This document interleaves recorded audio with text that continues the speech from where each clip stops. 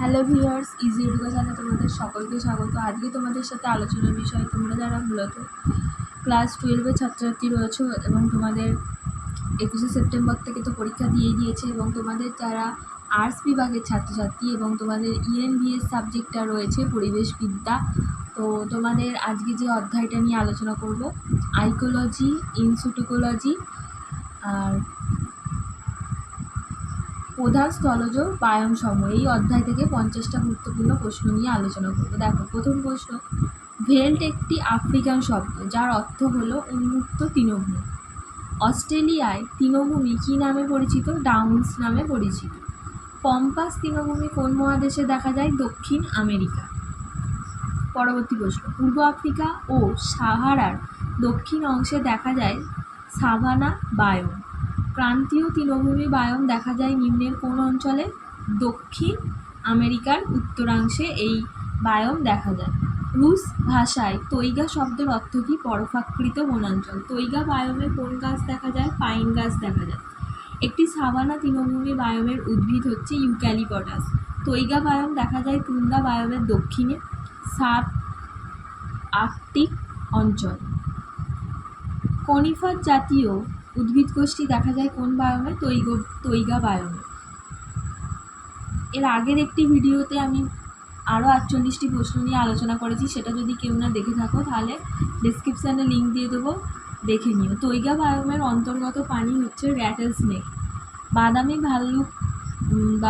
ভালুক কোন বায়োমে দেখা যায়? তৈগা বায়োমে। পাইন, ফার, স্প্রুস ইত্যাদি প্রাণীগোষ্ঠী কোন বায়োমে দেখা যায়? তৈগা বায়োমে। নিরক্ষরেখার দুপাশে 15 ডিগ্রি থেকে 35 ডিগ্রি অক্ষাংশের মধ্যে উষ্ণ ও শুষ্ক অঞ্চলে দেখা যায় মরুভূমি বায়োম। তার পরবর্তী প্রশ্ন দেখো, শীতল মরুভূমি অঞ্চলে বার্ষিক গড় উষ্ণতা কত?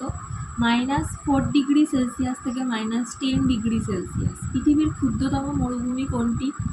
কার্কুস মরুভূমি। মরুভূমি বায়োমের উদ্ভিদ ড্রাগন ফ্রুট। ঘৃতকুমারী কোন বায়োমের অন্তর্গত উদ্ভিদ? মরুভূমি বায়োমের। মরু অঞ্চলের উদ্ভিদদের বলা হয় জেরোফাইট। ব্ল্যাক মাম্বা কোন বায়োমে দেখতে পাওয়া যায়? মরুভূমি বায়োম। বিভিন্ন প্রজাতির বিরুট, গুল্মরাজি, খর্বাকার বৃক্ষজাতীয় উদ্ভিদ গোষ্ঠী নিয়ে গঠিত বায়োমকে বলা হয় তৃণভূমি বায়োম। অবস্থান ও প্রকৃতি অনুযায়ী তৃণভূমি বায়োম কয় প্রকারের হয়? 2 প্রকারের। উদ্ভিদ জগৎ, প্রাণী জগৎ, জলবায়ু এবং মাটির সঙ্গে পারস্পরিক সম্পর্কের ভিত্তিতে যে বাস্তুতান্ত্রিক একক গড়ে ওঠে তাকে বলা হয় বায়োম। নির্দিষ্ট বাস্তুতন্ত্রের জীবজ, অজীবজ এবং ভৌত উপাদানগুলির মধ্যে আন্তঃসম্পর্ক স্থাপন সংক্রান্ত অধ্যয়নকে বলা হয় বাস্তুতান্ত্রিক বাস্তুবিদ্যা। সাভানা বায়োম বিস্তৃত উত্তর গোলার্ধের 10 ডিগ্রি থেকে 20 ডিগ্রি অক্ষরেখার মধ্যবর্তী স্থানে। বায়োম সৃষ্টিতে প্রভাব বিস্তারকারী প্রাকৃতিক উপাদানগুলি হল ভৌগোলিক অবস্থান, জলবায়ু, মৃত্তিকার গঠন। বায়োমের সীমারেখা নির্ধারণে সাহায্য করে অক্ষাংশ এবং জলবায়ু। বৃহত্তম স্থলজ বায়োম হচ্ছে তৈগা বায়োম।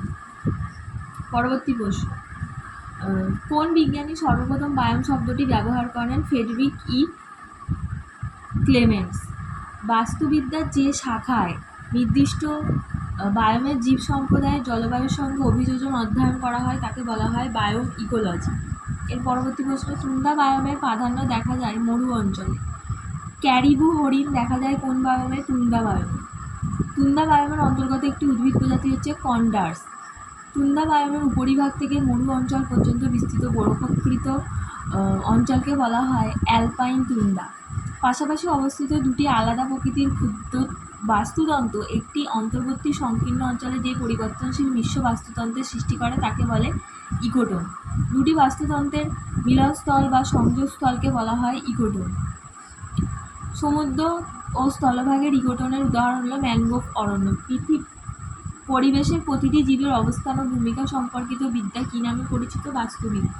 বাস্তুবিদ্যা অধ্যয়নের মূল একক হচ্ছে জীব। অনেকগুলি জীবের পপুলেশন সম্পর্কে জানা যায় কমিউনিটি স্তর। পরবর্তী প্রশ্ন, আইকোলজি শব্দের অর্থ কী? একটি জীব প্রজাতির বাস্তুবিদ্যার অধ্যয়ন। এর পরবর্তী প্রশ্ন, একটি নির্দিষ্ট প্রজাতির জীবগোষ্ঠীর সঙ্গে তার পারস্পরিক পরিবেশের আন্তঃসম্পর্ক সম্বন্ধীয় আলোচনাকে বলা হয় অইকোলজি। একক প্রজাতির সদস্যদের মধ্যে পরিবেশের উপাদানের মিথস্ক্রিয়া কোন শ্রেণীর আইকোলজি থেকে জানা যায়? আচরণগত আইকোলজিক্যাল।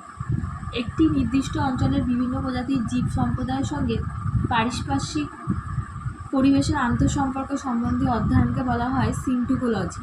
ইংরাজি শব্দ সেইন কথার অর্থ হচ্ছে একসঙ্গে। সুন্দরবনের সমগ্র জীব সম্প্রদায় নিয়ে আলোচনার বিষয়কে নিম্নলিখিত কোন ক্ষেত্রে অন্তর্ভুক্ত করা যায়? সিন্টোকোলজি। পপুলেশন দিবস 11ই জুলাই। পপুলেশন সংক্রান্ত ইকোলজিকে বলা হয় ভেম ইকোলজি। বায়োস্ফিয়ারের গঠনগত কার্যগত একক হচ্ছে ইকোসিস্টেম। সিন্টোকোলজিক্যাল ফার্মিংয়ের প্রবর্তক হলেন বিজ্ঞানী টকাশি ওসুকা।